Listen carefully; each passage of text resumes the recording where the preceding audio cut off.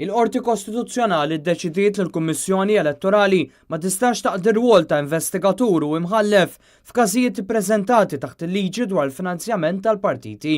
B'hekk il-Qorti laqet appell mill-Partit Nazzjonalista u tagħtu raġun wara li qorti inferjuri kienet ċaħdet it-talba tagħha biex twaqqaf lill-Kummissjoni Elettorali milli tinvestiga fuq irregolaritajiet suspettati f'donazzjonijiet.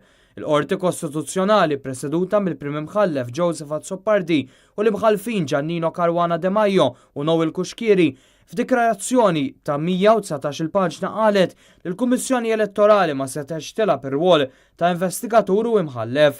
Wara l-investigat kwalunkwe element imressaq qudiema, il-qorti ddeċidiet li l-Kummissjoni ma tistax tiddeċiedi dwar il-kwistjoni u barra minn hekk timponi penali.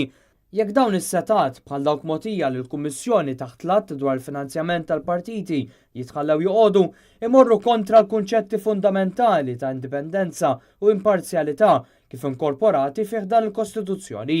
Fir-rigward ta' twaqqif ta' sottokumitat f'termini tal-liġi dwar il-finanzjament tal-partit, dan ukoll imur kontra d-drittijiet fundamentali peress li ma kellux il-bażi kostituzzjonali u konvenzjonali meħtieġa biex jiżgura li d-dritt ta' smigħ xieraq ikun salvagwardjat. Il-qorti ċaħdet appell mill-Avukat Ġenerali li tiddikjarah responsabbli għall-ispejjeż tal-każ quddiem il-Prim Awla tal-Qorti Ċivili kif ukoll parti mill-ispejjeż tal-appell. B'hekk issa l-Ministru Imbonici se jkollu jemenda l-liġi tal-finanzjament tal-partiti politiċi.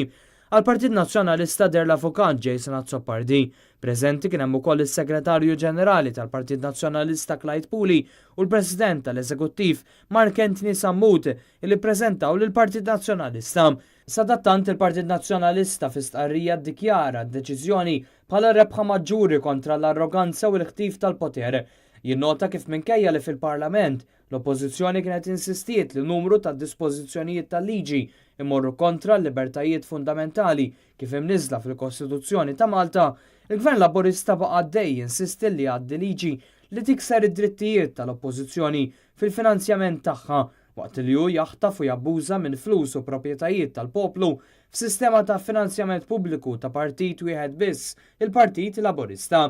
Partit Nazzjonalista jinnota wkoll il-Gvern reġan qiegħda bl-istituzzjoni tal-Avukat Ġenerali biex ixekkel il-Partit Nazzjonalista fil-fondi.